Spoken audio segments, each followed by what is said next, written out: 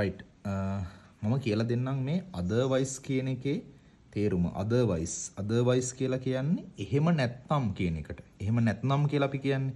ඒකට තමයි otherwise කියලා කියන්නේ. බලන්නකො පළවෙනි උදාහරණේ තියෙනවා study hard. මහන්සි වෙලා පාඩම් කරන්න study hard. එහෙම නැත්නම් otherwise මේ එහෙම නැත්නම් you won't pass the exam.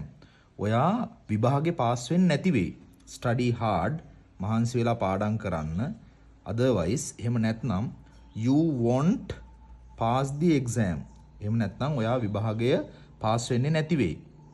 right දෙවෙනි උදාහරණය බලමු. wear a raincoat. raincoat එකක් ඇඳ ගන්න නැත්නම් raincoat එකක් දා ගන්න. otherwise එහෙම නැත්නම් you will get wet in the rain. you will get wet in the rain. you will get wet in the rain කියන්නේ ඔයාව වැස්සට තෙමෙයි. ඔයාව වැස්සෙන් තෙමෙයි. නැත්නම් ඔයාව වැස්සට තෙමෙයි. wear a raincoat එකක් දා ගන්න, පැළඳ ගන්න. එහෙම නැත්නම් otherwise you will get wet in the rain. තුන්වෙනි උදාහරණය බලමු. be on time. වෙලාවටම ඉන්න. be on time. otherwise එහෙම නැත්නම් you might miss the train. ඔයාට train එක miss වෙන්න ඉඩ තියෙනවා. be on time වෙලාවටම ඉන්න. එහෙම නැත්නම් ඔයාට train එක miss වෙන්න ඉඩ තියෙනවා. you might miss the train. right lock the door. දොර lock කරන්න.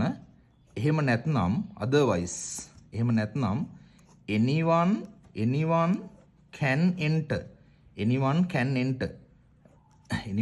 enter. ඕන කෙනෙක්ට ඇතුළට එන්න පුළුවන්. ඕනි කෙනෙක්ට එන්ට වෙන්න පුළුවන්. නැත්නම් ඇතුළට එන්න පුළුවන්. ඊළඟ වාක්‍යය listen to instructions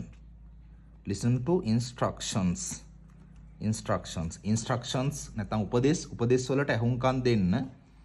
එහෙම නැත්නම් otherwise you will do it wrong. ඔයා ඒක වැරදියට කරයි. you will do it wrong. listen to instructions උපදෙස් වලට අහුම්කම් දෙන්න. එහෙම නැත්නම් you will do it wrong. ඔයා ඒක වැරදියට කරයි. right